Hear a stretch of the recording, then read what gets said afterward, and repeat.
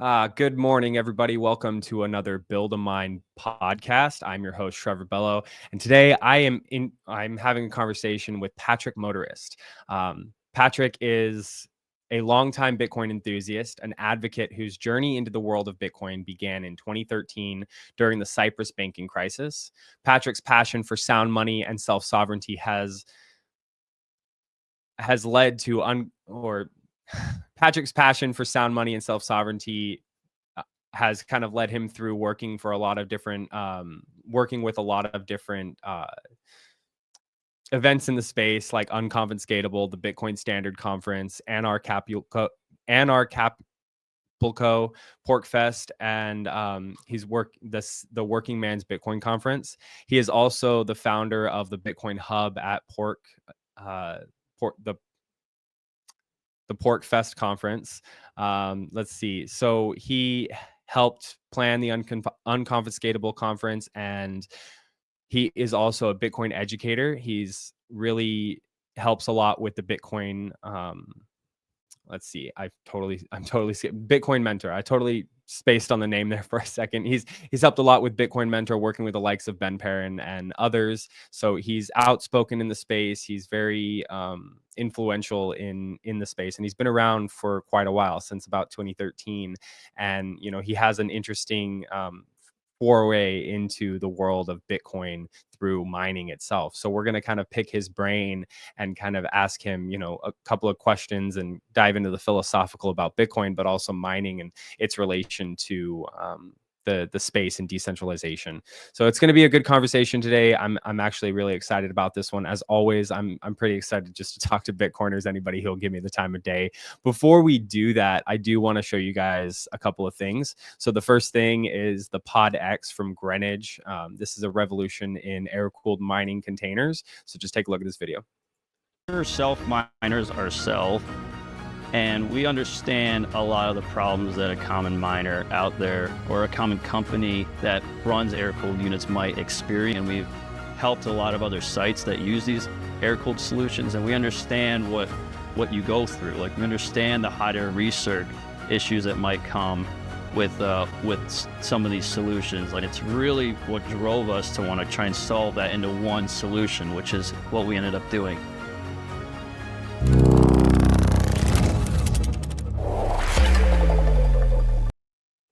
All right, so that is the Pod X from Greenwich generation. If you guys want to learn more, please just go to the link in the description, and you can find out more about how this revolutionary new technology can help you in your mining operation.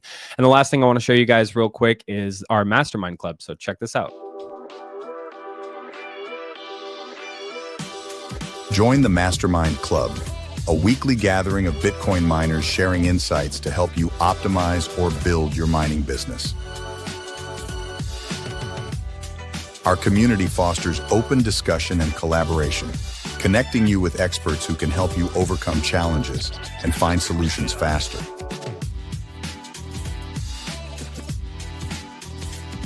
Every other week, we host the Mastermind Deep Dive, where industry leaders delve into the financial, operational, and optimization hurdles faced by miners like you. Brought to you by Bitcoin Mining World.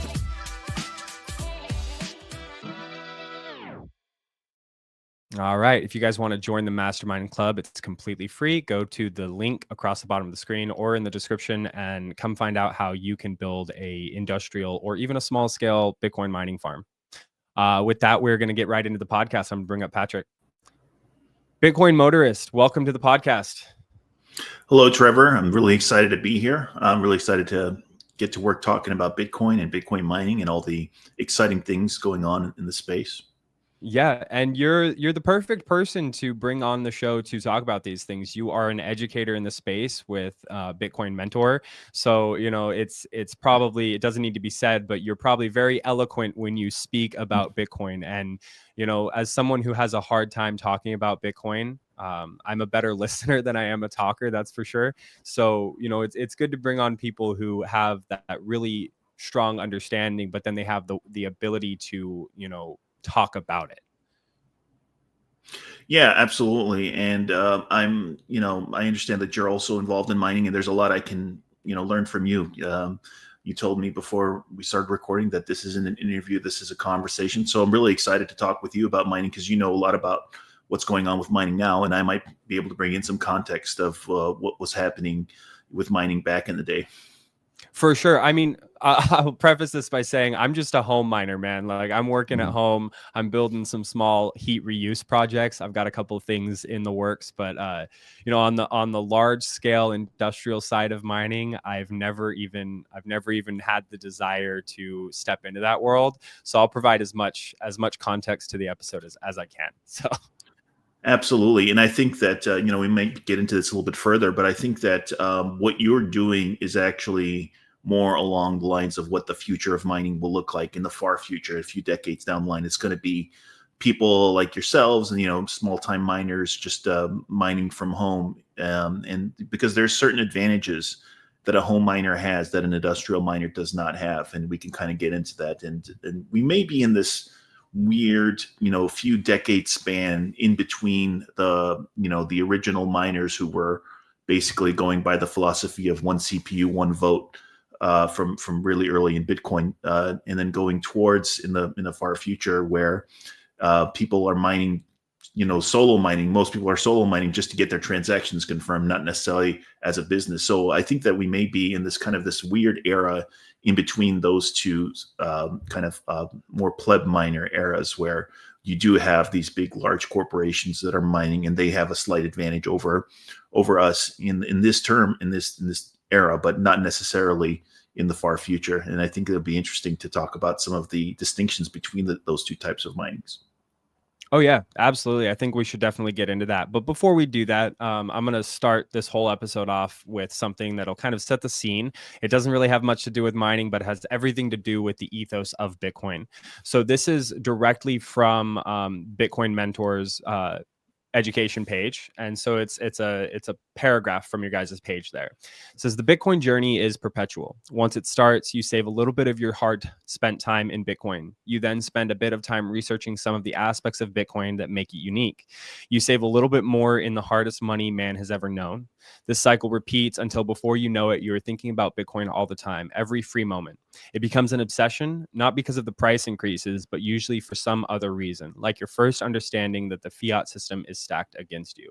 Now, the reason I wanted to start off with this is because, as a Bitcoin maxi, I believe in that wholeheartedly. When I first stepped into the Bitcoin space, it was kind of like this wave that overtook me. And it was the understanding that the fiat system is stacked against me. And if I play within the rules of that system, I will inevitably lose. And so, along my journey, I started diving further and further down the rabbit hole, and quickly became obsessed with the fundamentals, the foundational aspects of it. And now it's to the point where anytime and every time I can have a conversation about Bitcoin with somebody who's in the space or somebody outside of the space, I will do so. And, that's for many reasons. And I think that's kind of one of the reasons why I love this podcast so much, is because I get to talk with Bitcoiners like yourself every single time. I'll kind of like throw it off to you and see if there's anything you want to say about that, and then we'll kind of dive into your history. Yeah, absolutely. And, I think most or all Bitcoiners are interested in sound money, and most or all Bitcoiners are concerned about inflation and, central banking. But it's important for us to understand that when we're talking about inflation, inflation is a symptom of kind of fiat. The fiat system. It's not necessarily the number one thing that we're trying to fix, is to fix inflation. Although Bitcoin does fix inflation because it's a set number of coins that cannot be changed as far as we know. And I think it's important when people say, "Oh, well, Bitcoin is an inflation hedge. How come, when inflation goes up, the Bitcoin price, sometimes goes down?" And it's like, yeah, but what we're doing is we're not attacking inflation. We're attacking the whole idea of the fiat system. And inflation is just one of those effects of it, but it's not the only effect. There's other types of effects that come from central banking, such as the Cantillon effect or Cantillon effect, however you pronounce it, where you have certain people, usually investors or large important people who are closer to the money. So when there is inflation, they actually benefit from that inflation, and they're hurt the least from it because they get the money first before the money kind of trickles out throughout the economy, and things become kind of more expensive slowly along the way. And there's other effects. When people talk about inflation, they talk about prices going up. What a lot of people kind of ignore when it comes to the effects of central banking and inflation is when you live in a system where, I mean, I don't think it's an accident that we went into an income taxing system almost around the same time, almost immediately the same time that we went into the Federal Reserve System. They kind of like, it wasn't exactly the same, but it was roughly around the same time that we had an income tax added in America, that we had the Federal Reserve. And the interesting thing is that the tax brackets are set by nominal numbers. So one of the sneaky effects of inflation that most people don't think about is that you kind of get bumped into a higher tax bracket, even though you're not necessarily making that much more money because of inflation. You're getting more, that number is growing and everything else is more expensive. So you might say, well, that's kind of a wash, which in a sense it is, but also in a sneaky way, when they passed that, the income tax, they said, oh, there's no way anyone's, very few people make more than $10,000 a year. That's just going to be the super, super elite wealthy. Now, $10,000 a year is below the poverty line. So this is one of the things that is caused by inflation. And sound money is important because you don't want there to be one person or even a group of people that is in charge of the money, and that's what Bitcoin fixes. And I think it's important to, when we talk about Bitcoin and Bitcoin mining, to talk about it from first principles, because a lot of times people are looking at the second and third order effects, and they're saying, oh well, the stock market, if it pulls back, then Bitcoin also pulls back sometimes. And it's like, that's a short-term effect. That's not really anything to do with the ethos of Bitcoin. Yeah, something that I want to touch on specifically is like these short-term effects versus long-term effects. I mean, people right now, they're starting to feel the effects of the inflation and all the printing that happened in 2020, 2021 era, and it's 4 years later. And so people are very short-term minded. That's probably not the right term, but they don't think very far in the future. They got a very high time preference, and they want to think about what's happening now versus what's happening later.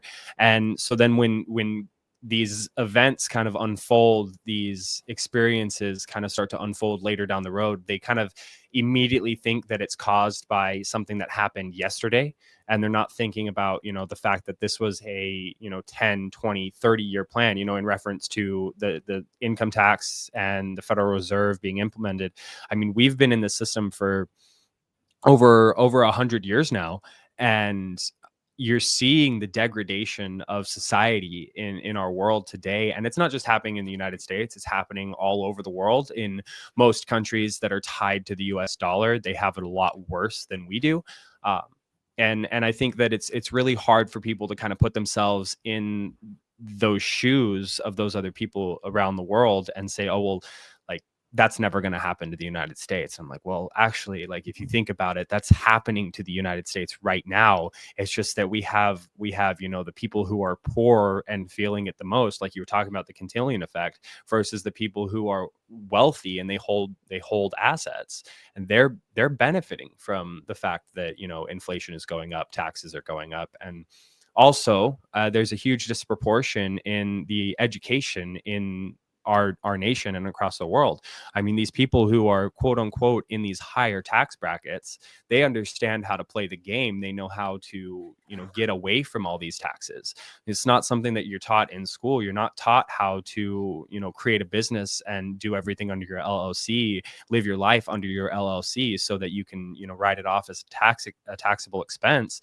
People aren't taught these things. And so I think at the end of the day, Bitcoin lays this foundation that everybody in the system is equal. We all play under the same exact rules. We all have the exact same incentives.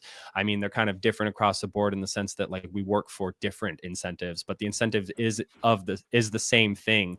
We're all trying to live a better, more quality, more fulfilled life, and because of that, we're all kind of like playing our part to make Bitcoin greater. Yeah, and it's important that as Bitcoiners, when we're talking about low time preference and high time preference, we kind of think of high time preference as being bad and low time preference as being good. And for the most part, that's true. But we have to understand that people respond to incentives. So if you're living in in an economic system where high time preference is rewarded and low time preference is punished, it might be rational for somebody to have high time preference. It might be rational to take out a big loan and go buy a new car, or it might be rational to be extremely, if you're a bank, to be extremely risky with your investments, because that if it doesn't work out, you can always get bailed out, and if it does work out, you get to keep the profit. So in a sense, we're making a judgment call by saying high time preference is bad, but people respond to incentives. And if you're living in an unsound monetary system where high time preference is rewarded, it's not like we would be surprised that people are acting that way. They're, nobody's saving and people are going into debt, and because a lot of times that type of mindset is rewarded under the current system. So, and I think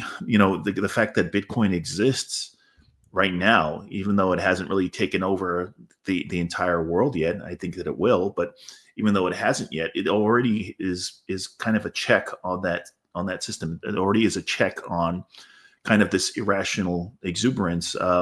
It's no mistake that we kind of went after the 2008 global financial crisis. We had something like we kind of had a crisis every 7 to 10 years, and we kind of went a little bit longer than before we hit our next crisis, which was the COVID crisis in 2020. So it was like a little bit longer than the normal cycle. And I think the reason why is because Bitcoin was there. Bitcoin existed, even though it was $10,000 or less than $10,000 per coin at that time, and we're getting close to pushing 100,000, as of this recording. So people respond to incentives, and if it's more rational to have high time preference, you're going to have people acting that way. And if it's more rational to have low time preference, I think more and more people will start acting that way for the betterment of everyone, themselves and the people around them as well.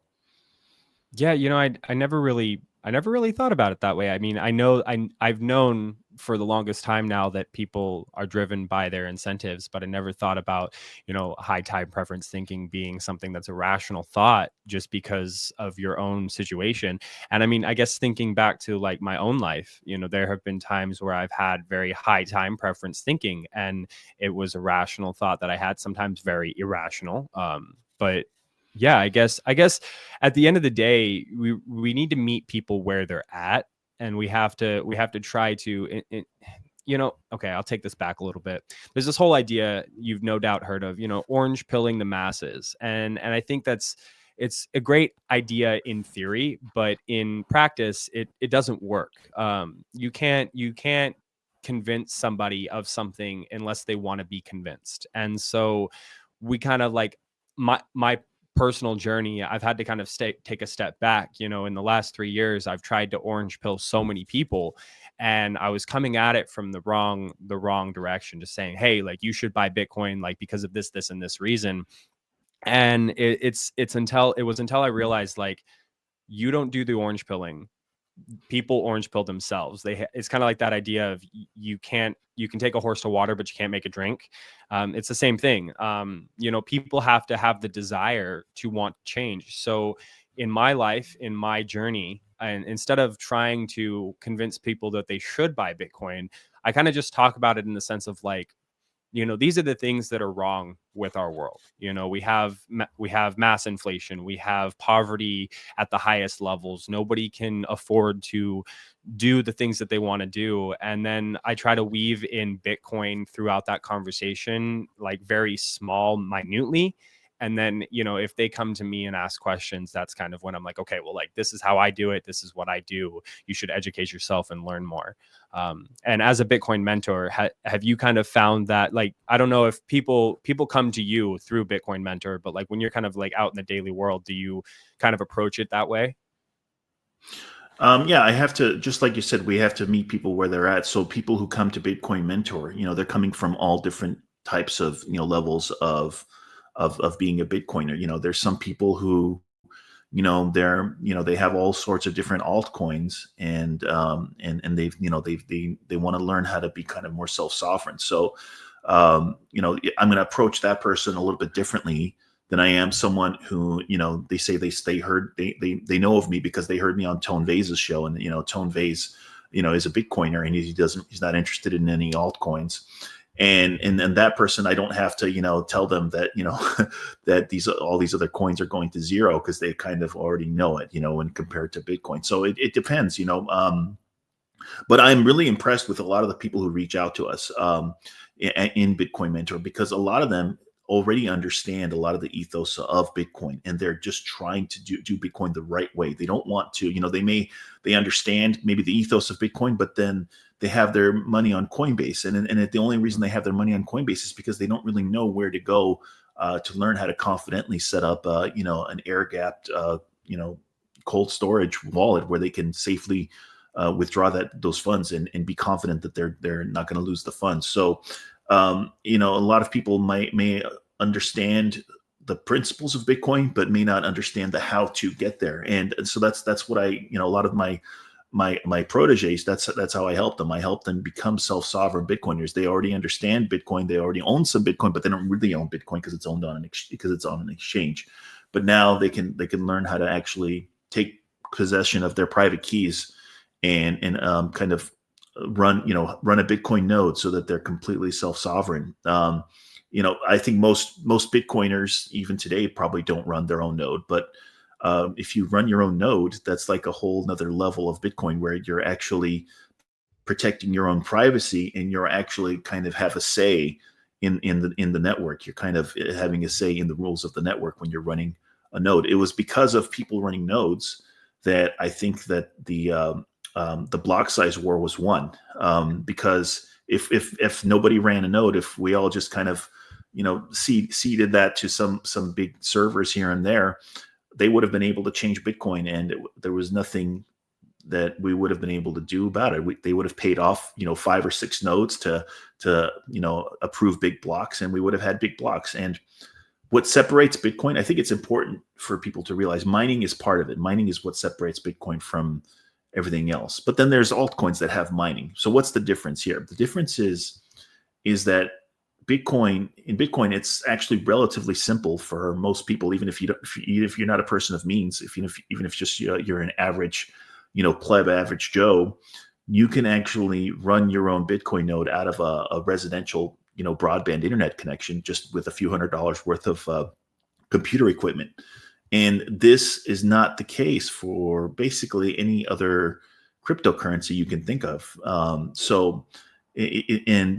While mining is important, the nodes are important, because if someone's doing mining and they're doing some, really, really difficult hashing algorithm at a really high difficulty rate, and they solve a block, but there's nobody there to see it, who cares, but if you have, tens of thousands or hundreds of thousands of nodes dispersed all throughout the world, or hopefully at someday millions of nodes dispersed all throughout the world, and you solve, you're a solo miner and you solve that block, there's a whole bunch of people who just witnessed it. It was like, it's like you're at an NBA game where the capacity is full, and a whole bunch of people saw you make that great move, make that great shot. Whereas otherwise, who cares if you're just mining and there's no nodes to witness it, and it's just you and 5 other, big mining pools that are running nodes. So I think that this is one of the things. It's important that we understand, what is it that separates Bitcoin? Where is Bitcoin competing against every other monetary system? I mean, I'm listening to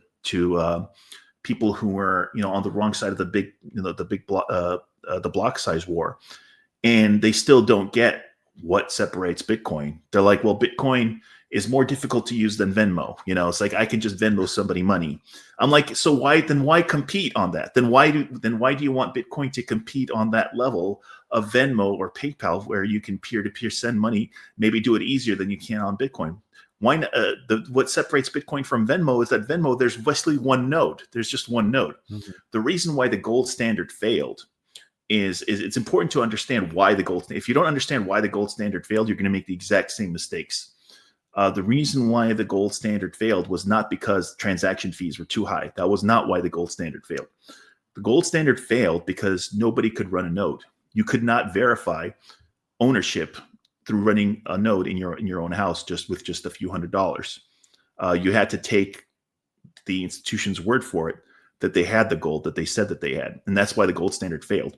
And for a Bitcoin standard to succeed, we have to make sure that we preserve the verifiability. That becomes over everything else. The verifiability. I can download the Bitcoin blockchain in a few days onto my laptop, and I can verify that the rules are being followed and that everything is legit, and the people who are spending the coins have the coins that they are spending.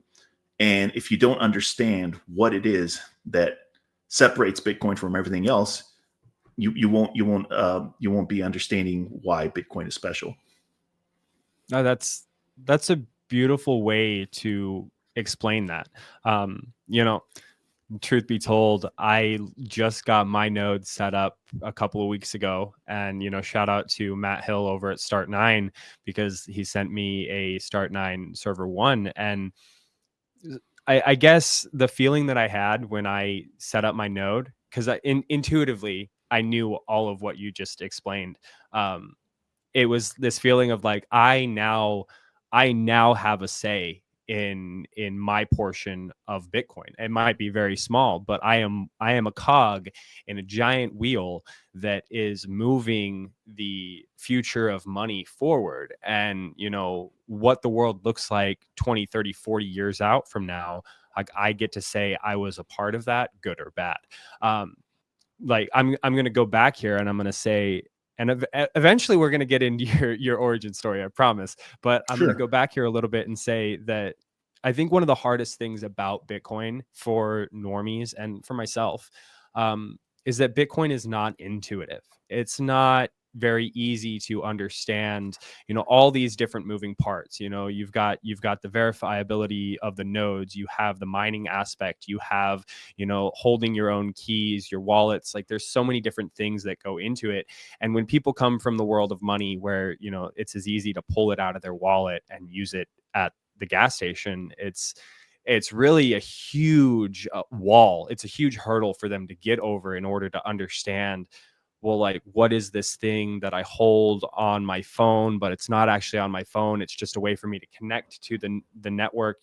Like there's a lot of things that make it difficult. And that's one of the reasons why, in the 3 years that I've been in Bitcoin, I never set up a node, was because it was not intuitively straightforward. And I'm not the brightest guy in the box, man. Like at the end of the day, like I'm a smart person, but I'm only so smart to an extent. And a lot of times I'm so busy that I don't have time to take time to learn these new things.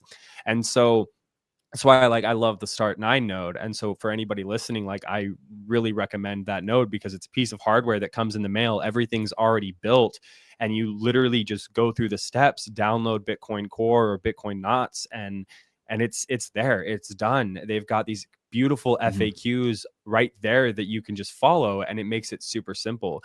And so, I'm kind of trying to tie this to what you do at Bitcoin Mentor, because people like myself and a lot of people out there, like they need a hand to hold when going through this system. I mean, yes, Bitcoin is very important, and intuitively we can grasp that, like, if we want to be self-sovereign in a sense, like we need Bitcoin because we need to be able to store our wealth, which we trade for our time, in something that can't be stolen from us through debasement and inflation. So like intuitively you get that. But then it's like the actually implementing that into a practice is a lot more difficult. And so, having people like yourself and Ben Perrin and, the other mentors at Bitcoin Mentor is vital. I mean, I think what you guys are doing is so important because you are telling people like, hey, just ask whatever it is that you're struggling with.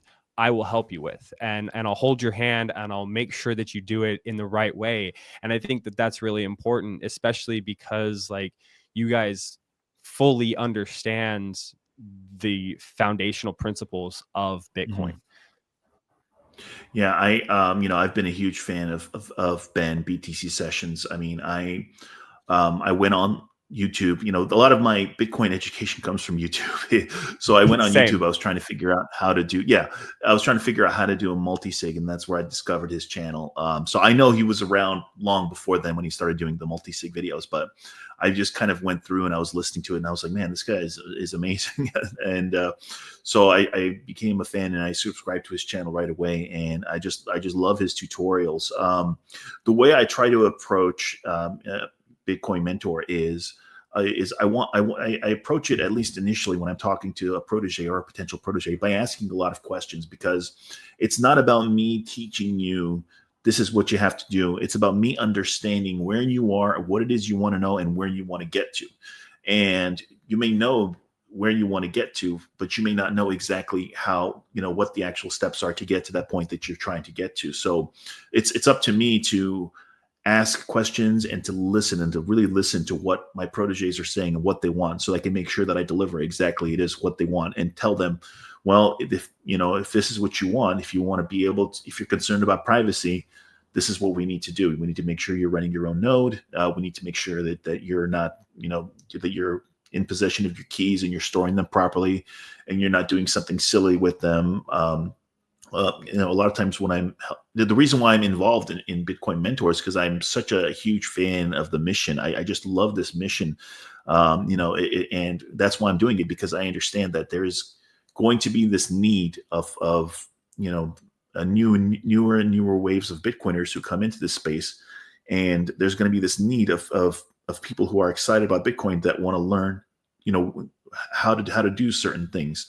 I remember I was, before I got involved in Bitcoin Mentor, I was basically doing the same thing, because, I'm not going out there necessarily orange pilling everybody I know, but among my friend and family group, people know that I'm a Bitcoiner.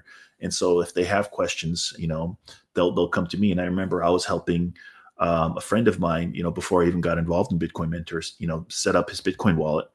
And the first thing that he wanted to do is take a picture of his seed words. And I was like, do not take a picture of your seed words.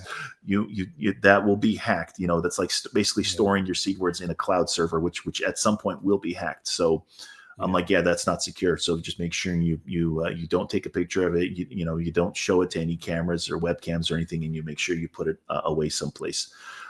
So I'm just super excited to be involved in the space in a way where I am helping not necessarily even new. Some of these people might be veteran Bitcoiners, but maybe they already know how to hold their own private keys, but they may want to get interested in mining at some point, or maybe they have a hardware wallet, but they're not running their own nodes. So some of these people may be veteran Bitcoiners that just want to take the next step and get even more sovereign, or maybe they do all those things, but now they want to set up an inheritance plan, and we can help with that as well. So I've told everybody at Bitcoin Mentor, and I've told everybody who I've talked to Bitcoin Mentor about, is I'm such a huge fan of this mission, and the fact that I can do this for people and sit down with them and spend a long conversation with them, an hour-long session with them, where I figure out what it is that they need and I can help them get there, is just so incredibly exciting to me. And I'm just so lucky to be working in the space with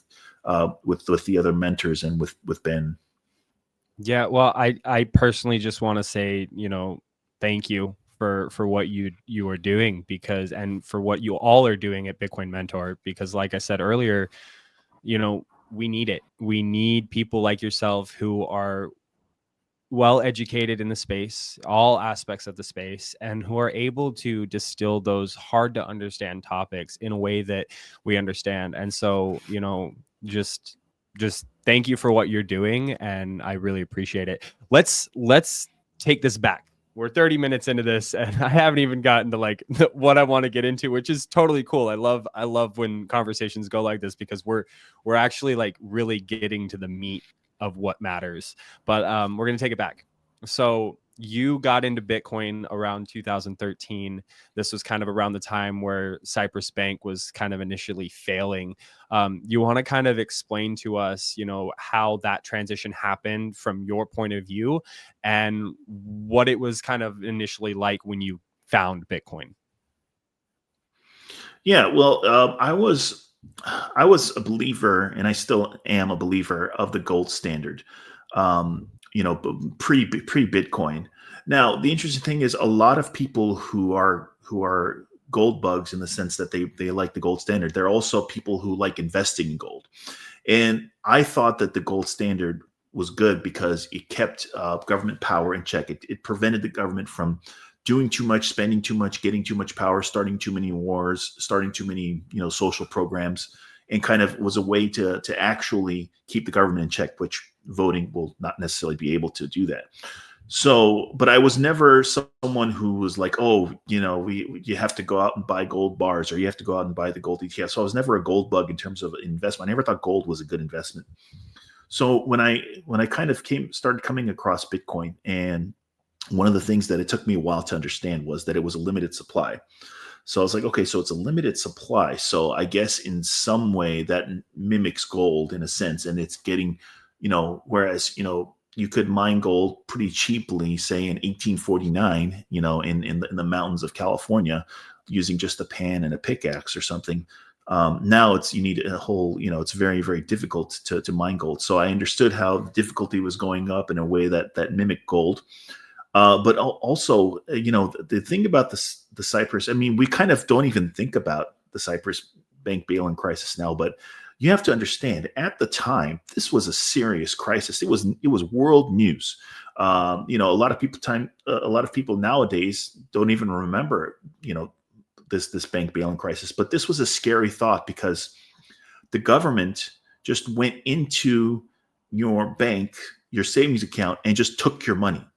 And they took that money because they didn't know how to balance their budgets. And I'm like, well, what does that mean? Does that mean that governments are now going to learn how to balance their budgets? Because if they don't balance their budgets, they're going to go into your bank account and take your money. Now, here's another thing that I heard some people saying around that time, which is that a bank bail-in is basically the same as inflation. So, bear with me here, but so basically, if the government screws up their books and it has a shortfall of money, in theory they can just print money or print money for themselves or bail out people who need to be bailed out. Now what happens is your money is worth less, and they're saying by doing a bank bail-in it's basically the same result. Your money is worth less, except it's an actual nominal number that is going down rather than your buying power went down. So there was actually people who were arguing that this is a better way of doing it than just doing a bailout or just printing money. Is by doing a bank bail-in, now people can actually see how much your wealth is going down, and rather than it being just some concept of inflation. And when I was hearing about this, I was like, well, if this is going to happen every few years, every time that there's a government that didn't balance its books properly, they're just going to go in and start taking money now that this precedent has been set. This was a really, really scary thought, and it kind of made me understand why you may want to take control of your own money. And maybe at that time, back in 2013, I thought that, banks are bad. I don't necessarily think that now. I do think that there is a place for banking in the economy. But I think central banking is bad. And a lot of times I think what kind of confuses people is we're arguing against central banking. And I don't necessarily think that that's the same as arguing against the concept of banking. You may actually need to have, even on a Bitcoin standard, where there's, where it's not fiat, where all the money is backed by Bitcoin, you may need to have an idea of a bank where people kind of pool their resources and where people go for loans, although they might look very differently than how they look now. So, when this happened, I kind of understood Bitcoin on two levels. First of all, it's, as Tone Vase likes to say, it's unconfiscatable. If you own your keys, it's not sitting at a bank somewhere. You actually own them. You're also actually responsible for them. And at the same time, it's uncensorable, and it's also sound money because there's a limited supply. So on that sense, I kind of understood Bitcoin. The one holdup that I had even back in 2013 was that, this Peter Schiff argument, which is it's not the same as gold because you can use gold to turn it into a watch, for example, or, Peter Schiff likes to say cufflinks, that's his thing that he likes gold for, is for cufflinks. And I kind of saw that as, okay, maybe that's kind of an argument against Bitcoin, but it's not easy to turn, gold into a watch or to a cufflink. You still have to put energy into it to make that happen. So I think that by understanding Bitcoin, you're kind of understanding what the value of gold is as a monetary asset. And if it's being used for something else other than money, then that's actually bad, because now it has a second use, which is not money. And if it can only be used as money, then it's actually a good thing. And kind of maybe a way you can think about this is, what's used as money in places where they don't have money, like say in a prison economy. Once they started, the reason why cigarettes were being used as money in prisons is because a lot of the people didn't smoke, and that was actually a good thing. They weren't consuming the money; they were actually using it to buy things amongst the prison economy. So when they started banning cigarettes in prisons, one of the things that they went to next was power bars. Like those energy bars.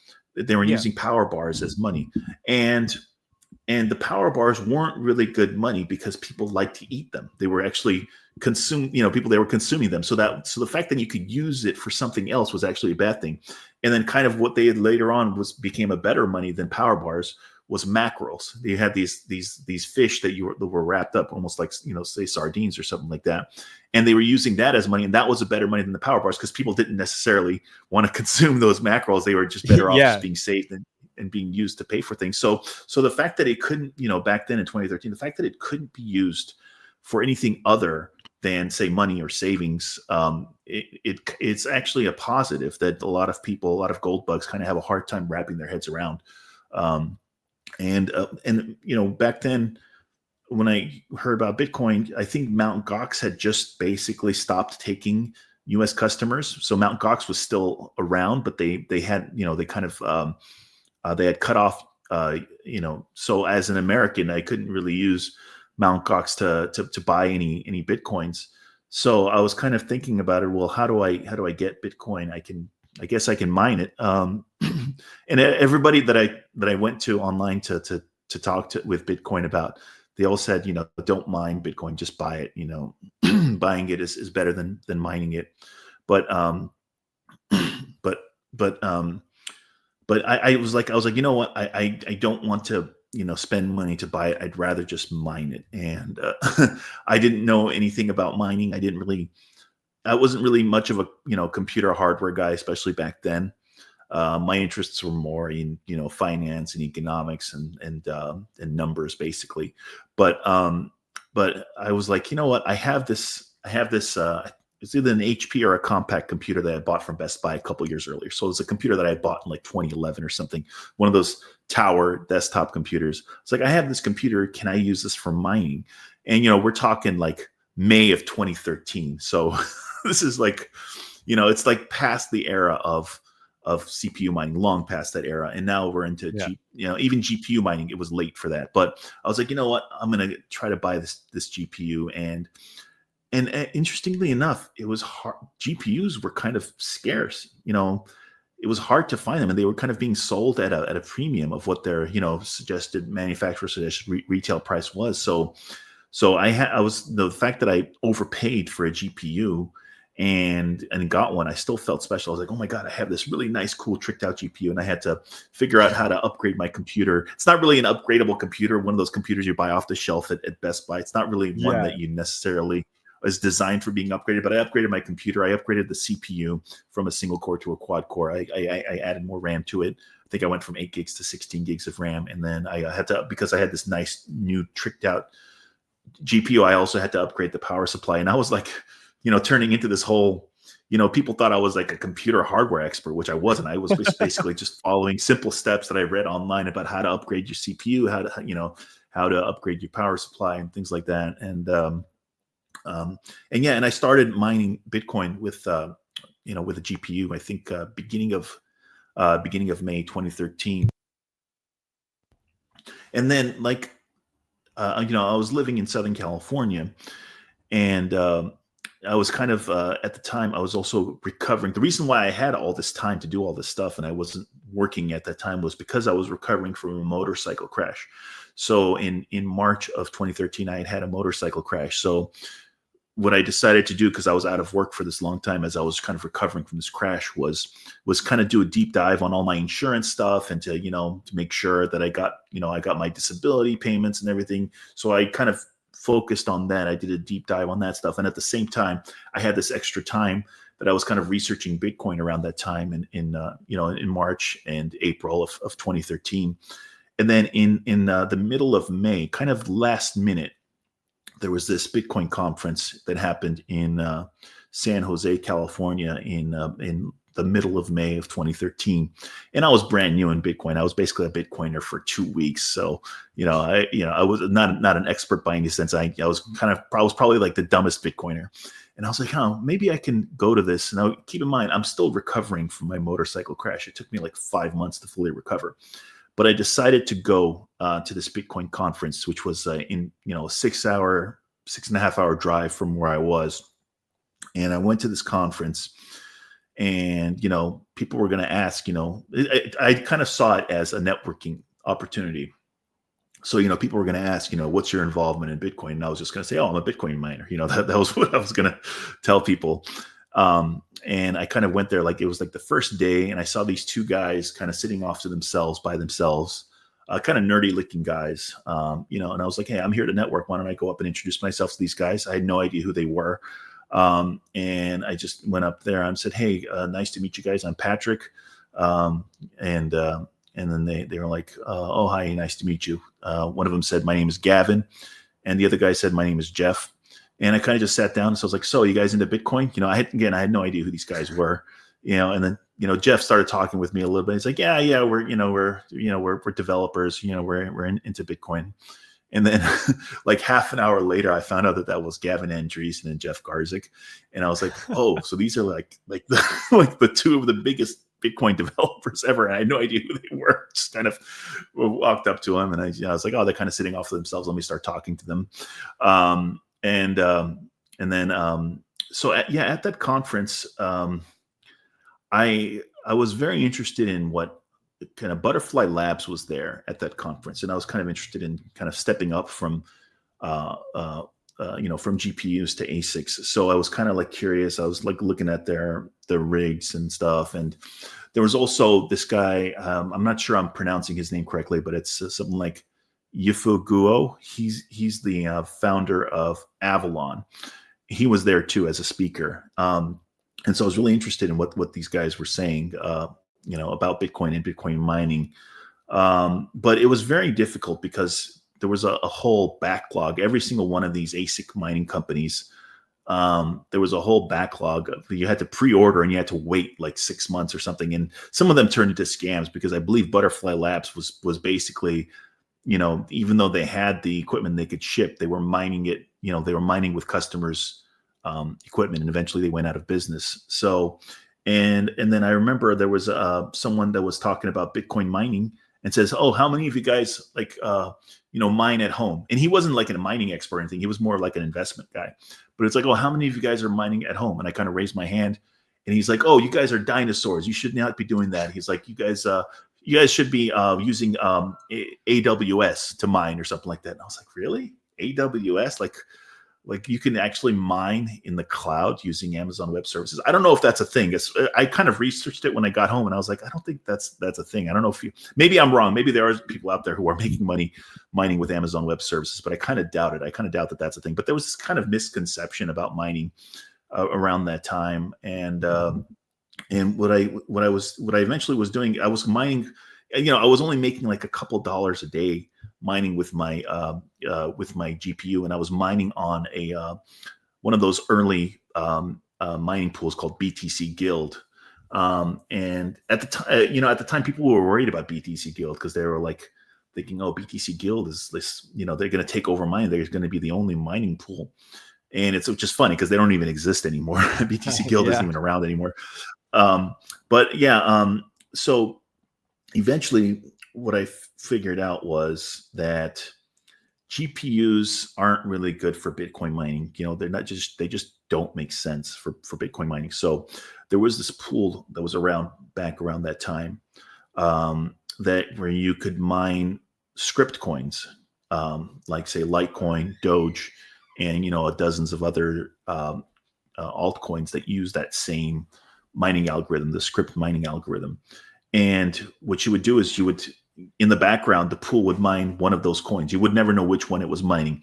And they would say that we're just going to mine whichever one's profitable. So the profitability changed all the time. So, one day you were mining Doge, the other day you were mining Litecoin. You never knew which one you were mining in the background. And for a while we were mining Doge. We didn't know we were mining Doge, but we realized we were mining Doge because we were making a lot of money, more than we usually did, because Doge had this weird schedule where most of the coins were mined in like the first few months of its existence.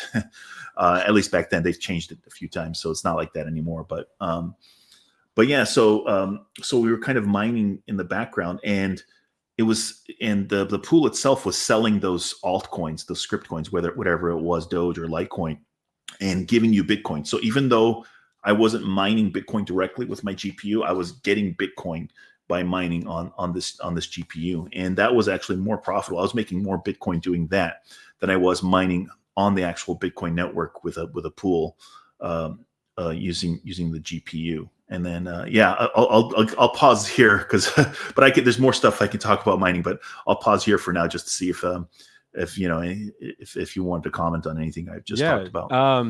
There's a lot there. I mean, that was a fascinating story of your foray into Bitcoin and mining.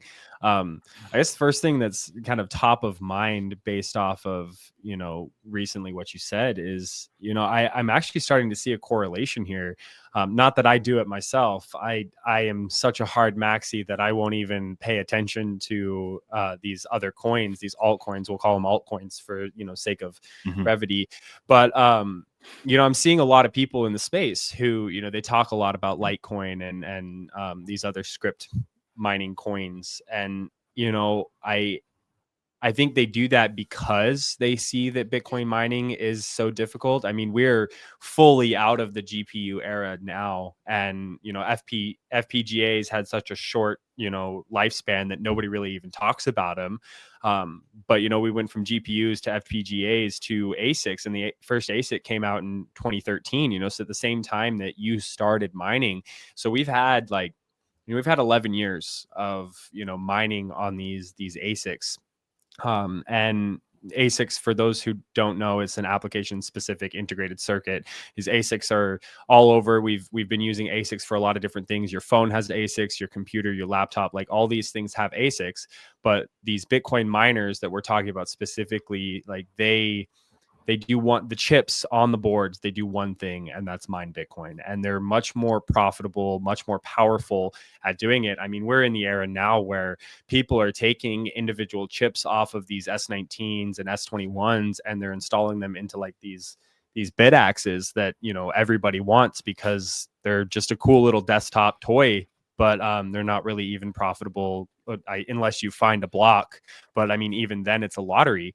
So, I mean, what I'm getting at is that people are coming into Bitcoin and they're seeing this correlation between, what you were saying and now, where it's difficult to mine Bitcoin. So they're getting into like these different altcoins and they're transferring it to Bitcoin. So I guess like where I'm trying to take this is, I see the future of Bitcoin mining different than a lot of other people. I do agree, something that you had alluded to, I think it was before we even started recording, where Bitcoin mining is headed is, 10, 20 years down the road, it's going to be more or less, I believe, and I think you might agree, that Bitcoin as the product isn't going to be what everybody's trying to get. I mean, yeah, it'll be great that we get Bitcoin, we get kind of paid to do this thing that we're doing. But I believe that mining for heat and, whether it's low grade heat or high grade heat, maybe we get some chips in the future where we can get some high grade heat. But I believe that that's kind of where this is headed to. I don't do a lot of research into like the pubcos and the giant like riots and marathons and, these huge farms that Bob Burnett would classify as elephant miners. But I don't understand, and maybe if I did a little bit of a deep dive, I would understand a little more how they kind of maintain their operations. But for me, it's really hard to understand how these guys are so profitable and how these miners, these industrial scale miners, are going to continue remaining profitable throughout time. I mean, this is a long game play. This isn't a short game play. And it seems like a lot of these large miners are going for that short game play. Yeah, so I do believe that, and maybe we'll just dive into this a little bit. I do believe that the future of Bitcoin mining is homes and businesses using mining as a way to capture and use heat. For a home, it would look like, space heaters, maybe it's a dehydrator, even evaporative cooling for something like a fridge or, an AC unit, something like that. So that space is still being built out, but for businesses, it would look a little bit different. We can think of any business that needs to use heat in the process of, creating the product or the service that they're doing. They could generate Bitcoins through that process of mining for heat. Kind of want to, hear your thoughts on that. Where do you think the space is going, and, kind of correlate it back to like where you saw it was in 2013? Yeah. So yeah, I think before we started recording, I said that mining might be in this strange era in between kind of the early days where it was basically just small time miners, some of them solo mining, but some of them mining with pools out of their homes. And then in the far future, going back to that kind of thing where most people are mining just kind of, in their homes, not necessarily for monetary profit, but for other reasons, like you mentioned, heat, and even one of the things that I mentioned is just to get your transaction confirmed. Let's say you want your transaction to go through, you might, be mining just to, as a way to kind of prioritize your transactions in case you find a block to kind of get your transactions through. Whereas, say, some other miner may not be interested in your transactions, so kind of a censorship resistant thing where you're mining yourself at home just to prove that there isn't a way for someone to censor you. But yeah, so the only time I've ever solo mined, like actually solo mined, there was this altcoin that came out in 2013, which was called Primecoin. And the idea behind Primecoin was that, Bitcoin mining and even all crypto mining is wasteful because you're not actually doing anything with, you're securing the network and you're getting transactions confirmed, but there's no secondary benefit to the Bitcoin mining. So the idea behind Primecoin is, what if we could use it for some other reason? Like there's the SETI project, which is you can use your computer at home to help, analyze data from deep space to try to find, intelligent signals from other star systems. And then there's also programs where you're, looking for Mersenne primes, for example, where you can use your computer to kind of find the next big, largest prime number ever found. Or there's other programs similar to that where you're kind of folding proteins to try to find cures for cancer. I don't completely understand the protein folding one, but from what I understand, it's a kind of distributed network where people from home are contributing to this project with their CPUs or GPUs or whatever. And the idea behind Primecoin was let's do this for a crypto, and the actual thing that you're doing is beneficial because you're looking for prime numbers. Now, this isn't the same as the Mersenne primes. These are different prime numbers that you're looking for.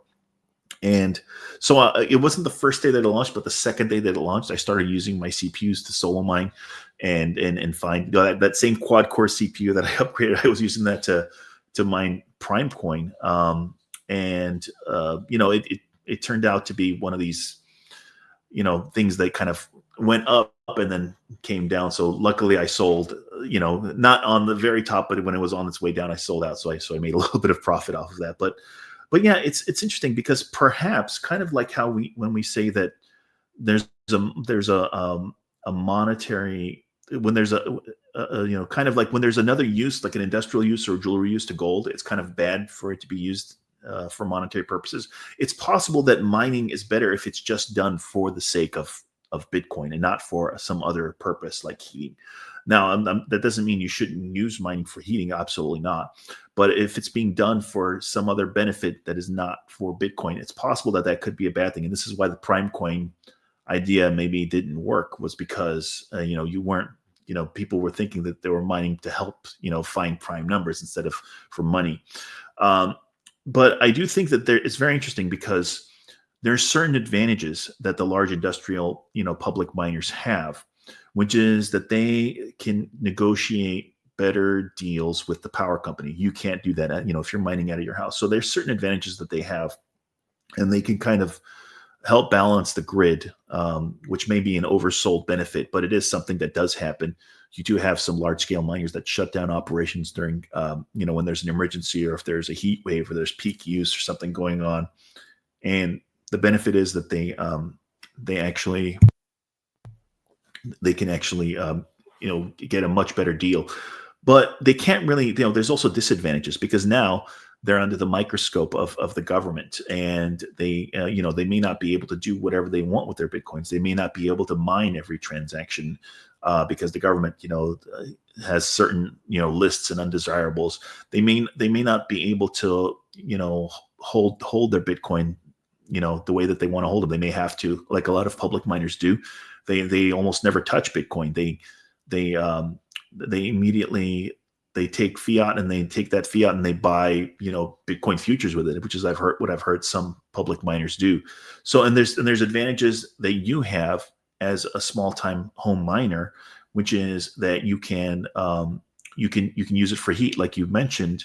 But also, what you could do is you could people may not even know that you are mining. It might be difficult to detect that you even are mining if you're doing it out of your home and you're not using too much energy. So you may be mining and nobody may even know you're a miner. And another thing is that you could actually use, say, something that a public miner may have difficulty doing, that a lot of small business miners, so somewhere in between a pleb home miner and a large industrial farm, say in between, you may have these miners that are mining as a business, but they're not these big industrial farms. They're kind of a small business. What the advantage that they have is they can try and go out there and actually create their own power source. So they're not actually mining on the grid. So it's not so much that nobody may even know that they're mining, because they're using some, say, energy source which is in some remote area, and they've kind of turned it into a geothermal power plant for the sole purpose of powering their mining rigs. So there's a lot of directions that mining can go in that we may not be able to conceive, and it may be the norm that people, because I'm an economist, my bachelor's degree is in economics.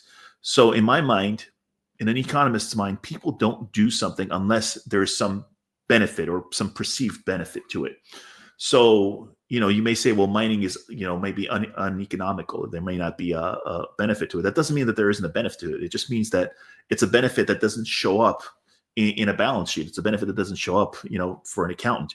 You may want to mine for other reasons, like we touched on, which is just to make sure that your transactions go through. So or you're mining because you have Bitcoin, say in cold storage. You have most of your wealth stored in Bitcoin, and that if you don't mine, that those funds won't be worth anything. If there's no mining going on, Bitcoin will lose its value. So people might mine not for the immediate short term shows up on the balance sheet benefit, but they may mine for other purpose, for other reasons, which are also beneficial, but it's not a benefit in a way that you can actually write down on a balance sheet.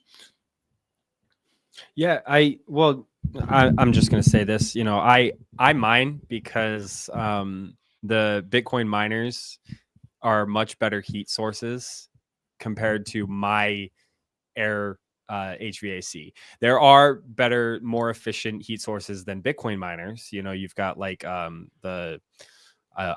forget what they're called.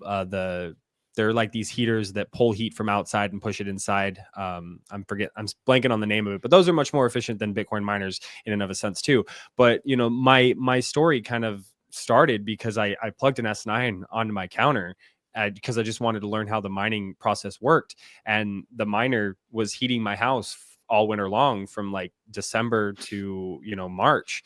And what I noticed was, it got really hot. I had to quiet down the miner. That was a whole story in and of itself. But my electric bill was like reduced by like 20%. And there was so much more heat in my house. Yeah. And so to me, it was like, okay, well, now I'm, kind of slowly down my iteration. I'm mining on something much more powerful, so my electric bill has actually gone up. But when I first got into it, I was like, well, how come this tiny little box can heat my house for cheaper than this other unit that I've had in my house? That's, when you're looking in a cost comparison, buying a new furnace is like $8,000 to $15,000 depending on your furnace, whereas this little miner that I put in my house was like $100.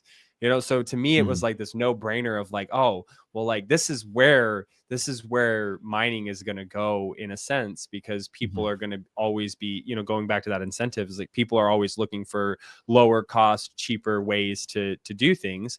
Yeah. And yeah, I do also want to acknowledge that there's this aspect that the layman's, the average ordinary person is not going to take the time to research this other heating device and all of the things that'll be required to install it in their home. I'm a little bit of a psychopath in that aspect. Mhm. Especially when they need that to be repaired now because the heating season's coming up. So like they just want a new furnace. I totally respect that. But that's just kind of like where I come at it from. And so, whether or not what you're saying is true or isn't true on the whole aspect of mining having a dual purpose, I can't really say. Is Mhm. it better for the network that 100 million homes across the United States or North America have a Bitcoin mining heater inside them?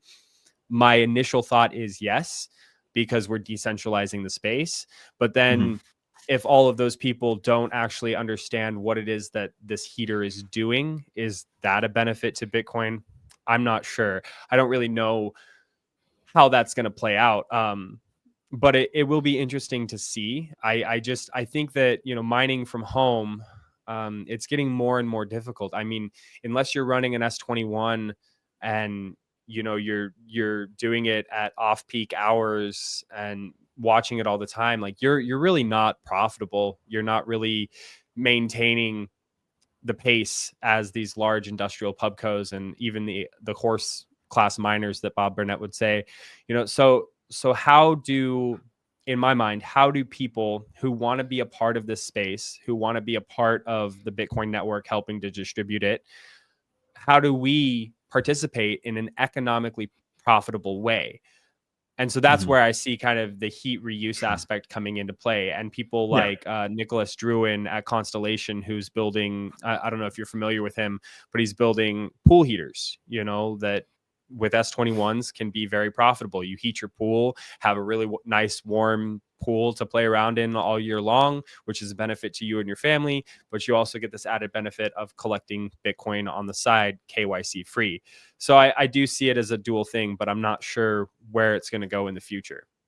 Yeah. Yeah. And it's interesting because it's possible that, some entrepreneur that, maybe he even hasn't been born yet, or, is a teenager now, may come up with some way to turn this into kind of something easy that everybody can do. Like maybe we'll look back and we'll say, you know, that they used to, heat homes and heat ovens without using Bitcoin miners. They did this, back in the day. There may be a way that somebody can come up with some way to make this so efficient so that a lot of home devices are just Bitcoin miners and kind of running in the background. Nobody really gives it a second thought. I think that was kind of one of the original ideas. That,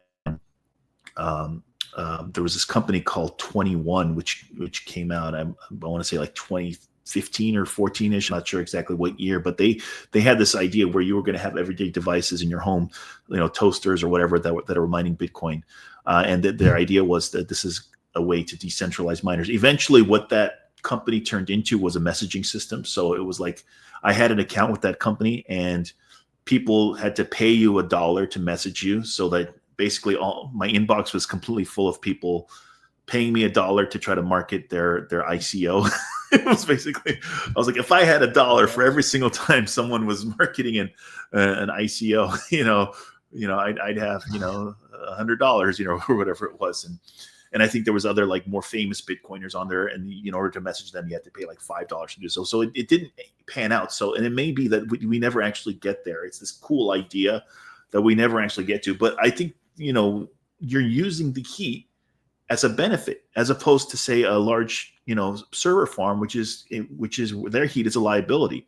So in a sense, I don't think there's anything wrong with what you're doing. It's just that it may not, I don't want to oversell it so that people think that in the future every heater is going to be a Bitcoin miner. That may not be practical, or maybe it will be, and it's just we don't have the right Elon Musk type of person that has come forward and made that happen yet. So, but yeah, I mean, it's again, your advantage is what's a liability to other people is a benefit to you. The heating, I guess the counter argument would be, yeah, once summer rolls around, all those miners are going to shut off. And is it a good thing? Is it a bad thing? I mean, obviously the network will adjust to it, so it's not like long term it's going to be harmful, but that may not be sustainable in the future. People may have to mine, may want to mine, even when even when it's 100 degrees outside their home, and they're actually paying more to kind of cool their office or their home. I mean, the reason why I'm saying all these things is because we hear people talking about a security budget, and the Bitcoin, especially Peter Todd comes to mind, talking about how we need to have kind of a tail emission, or Bitcoin is an issue because the mining is the security budget. And I'm like, no, the actual funds that you're receiving from mining is not the security budget. We're in this era where there's still a large block subsidy of 3 1/8, and it's still a significant amount. But in a few decades later, that block subsidy may be very, very tiny and not really worth it. So people are saying, well, that means everyone's going to stop mining. Okay, if you have your entire wealth or most of your wealth stored in Bitcoin, are you just going to let that money evaporate and be worth nothing because the quote unquote security budget is zero? I just think people don't understand incentives. They don't.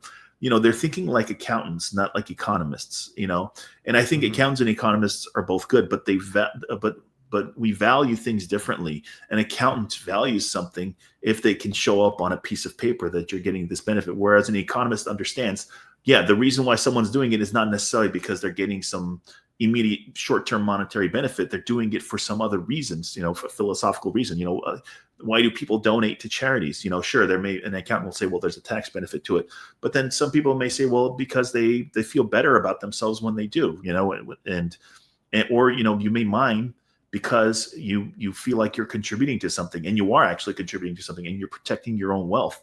So I think this whole FUD around the security budget is just so ridiculous, and it's so funny to hear people repeat this, especially altcoiners repeat this talking point about how Bitcoin has a security budget problem, and thinking that this is actually real. I think that most people don't understand game theory. I think that there's kind of a misconception going around of what game theory is. People think game theory is something that can be measured with a number, and people do something because there's this number benefit, and they do that thing because there's this other number benefit. No, game theory, that's not what game theory is. Game theory is about benefits that aren't necessarily viewable in the short term. And in fact, a benefit that may look like a liability in the short term. Like, I'll give you a quick example. The Cold War, for example, was a huge game theoretical loss because we had these two nations, the USSR and the USA, that were spending all this money on building up their nuclear arsenal. And why did they do that? Because, well, the other side was also building up, and we have to keep up, and we had to. And then finally, eventually, someone came around and said, "Hey, maybe if we just negotiate with the other side, and we both agree to verifiably reduce our nuclear stockpiles, maybe both people benefit. We don't have to just keep increasing our stocks, our stockpiles of nuclear weapons. Now we can actually just have peace and not waste so much money maintaining these really, really expensive stockpiles of nukes." And I think that's kind of how it is that people talk about mining, is they think, well, if people are going to want to put arbitrary data on the node because they're getting paid for it, so of course they're going to want to. Whereas if you're thinking long term, you understand that by loading up your node and your block space with with arbitrary data that has nothing to do with Bitcoin in the long term might actually hurt your bottom line. In the short term, you're getting maybe a little bit of an increase, a little bit of a tiny bump when it comes to your transaction fees. But over the long term, you're actually making it more difficult to run a node. And in the future, your entire stockpile of Bitcoin may be worth less. So people say game theory, game theory, game theory. Most people don't even understand what game theory is. They think game theory is whatever your short-term monetary benefit is, that's not what game theory is. Yeah. Well, again, you're hitting me with these bombs, man. Like I never really thought of game theory like that either, but that makes a lot of sense, and it kind of puts it into perspective. We've been talking for about an hour and 15 minutes, and this conversation, like it took a lot of turns away from where I was initially thinking it would go, which I'm completely okay with. I love conversations like this because it means that we're actually like just kind of deep in the weeds about it. So we'll have to like get you on like in the future again to like maybe dive into some of the other stuff I wanted to talk about. But before we kind of wrap up, I don't know if you're familiar with our show, but I ask everybody who comes on this show one question, and it really kind of helps round everything out and explain to the audience why you do what you do. So I'm going to ask you, Bitcoin Motorist, what does Bitcoin mean to you? Bitcoin is, what does Bitcoin mean to me? I don't know. How do I answer that honestly? What does Bitcoin mean to me? Bitcoin, I mean, it's an idea, it's a network, it's a protocol, it's a standard. It's money. There's lots of different ways you can kind of put it into words. I have a theory where Bitcoin is an idea whose time has come, and it would have been, it couldn't have been invented, 10 years before when it was invented, and maybe 10 years after, so let's say if it was 2023, it may not have worked then too. So the fact that it came out, when it did, was kind of an inevitability of a number of things. One of them being how cheap and distributed computer equipment was. You couldn't have Bitcoin in the 1970s when the only people who had computers were these, large institutions, these governments, these large businesses and schools. They're the only ones who had computers. You couldn't really have Bitcoin in a system like that, and most of them weren't even connected to each other. So you had to have a number of things happen in order for Bitcoin to be discovered or invented, which is you had to have computer equipment being relatively cheap and commoditized, and also internet bandwidth also becoming relatively cheap and commoditized. And once that happened, those were the conditions where Bitcoin could be invented in. And it's possible that, if Satoshi hadn't created Bitcoin when he created it, then somebody else would have done that around the same time. And it was an idea whose time has come. Maybe it might have looked slightly differently. Maybe maybe we would have had that tail emission, which would have been probably fine. Although it's kind of cool that it's a limited number. Or maybe the distribution schedule would have been smoother. You wouldn't be having these 4-year jumps where the amount of Bitcoin that is released goes down dramatically by half. But I think Bitcoin is just this next evolution of humanity that is required for humanity to prosper into the far future. We talk about the Kardashev scale and a type 1 civilization. Maybe with Bitcoin around, we will become a type 1 Kardashev civilization, which is a civilization that uses all the power of the earth efficiently and sustainably. And that will be brought about by Bitcoin and Bitcoin mining. And eventually humanity probably has to leave the earth in order and go explore the stars. And maybe Bitcoin is the way we do it. If we don't have a sound monetary system, there's no long-term thinking where people have to plan ahead for the far future to be ready to leave the planet. You can't just put this off until the last minute when the sun's about to explode. You have to have a plan in place, generations and generations ahead of time. And maybe Bitcoin is kind of the impetus to have that happen. So I think Bitcoin, to sum it up, is the next evolution in humanity. Yeah, that's a beautiful way to put it, man. I would completely agree with that. Speaking of the Kardashev scale, it's like we want a better human race. We want to be a better type of human being, and that kind of extrapolates out to a whole of society. And there's a lot of initiatives happening right now that you could look at and you say, okay, well, like, what does the world look like 50, 75, 100 years from now because of this one little piece of Bitcoin? Just kind of a quick story. Our company, Bitcoin Mining World, we did a documentary style video on a tire mine that is taking rubber tires, breaking Yeah. them down, and turning it into Bitcoin. Well, in the process of breaking down these tires, you get liquidized rubber, which can then be resold back to manufacturers to reuse, instead of having to go out and get those, rubber products, like making new rubber. They can use old rubber. You're getting diesel, which can be used for the barges that are transferring these tires and, cleaning up the waste in the ocean. And you're also getting propane, which is then making Bitcoin. And this can be done for plastics. This can be done for rubbers. This can be done for all kinds of waste. And then you look at what they're doing in landfills. They're capturing methane in landfills and, helping to power the Bitcoin network, it's just, you're monetizing all of these processes, which are in the long run cleaning up our environment, cleaning up our world. And so I think, like, when you look forward to the future, what does that look like on a humanitarian basis? I think it's very positive. I don't want to be like happy-go-lucky and say everything is bright and we're moving towards a beautiful, bright new future, because, like, there are a lot of aspects that are dark and scary in this world, and we need to be very cognizant of that and not, like, just throw it out because, oh, look at this thing over here that's making the world a better place. It's like, no, like, we have to work with it all, and we have to, like, continually iterate and do better and work harder to make those things happen.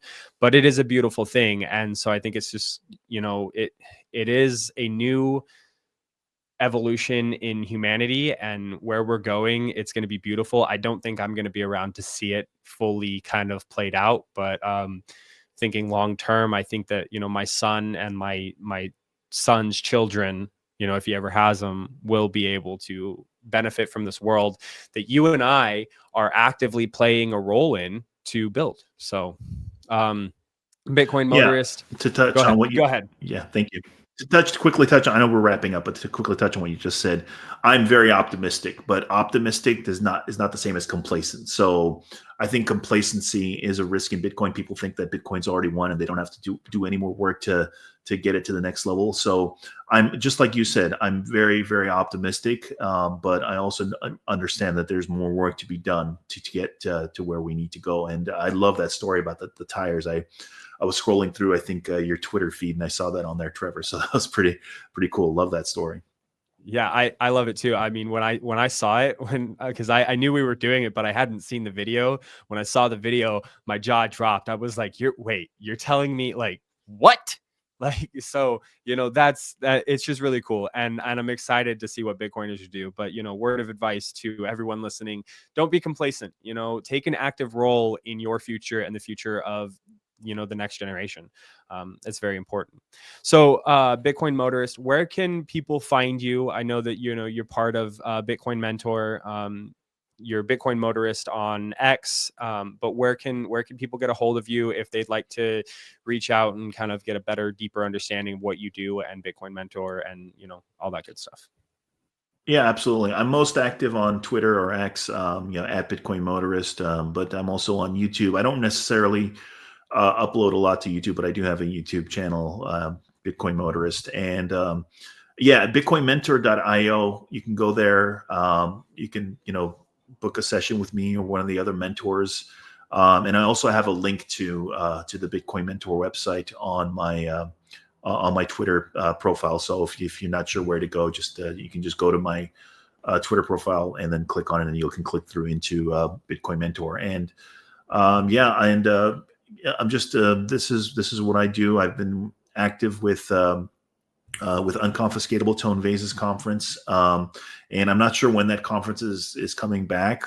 We just had one a couple months ago in Vegas, so hopefully Tone will decide to bring you back, and I'd love to be, more involved with the Scammy Awards, which is something we didn't really get into, but it's kind of like a Razzie Awards for crypto scammers. So hopefully Tone will decide to bring it back, and if he does, I'll be involved in trying to help pick the nominees for that. And I'm looking forward to hearing from people. If anyone has any questions about Bitcoin or about me, my DMs are open on Twitter, so feel free to shoot me a message on there. And if as long as it doesn't look like you're a bot, I'll probably respond to it.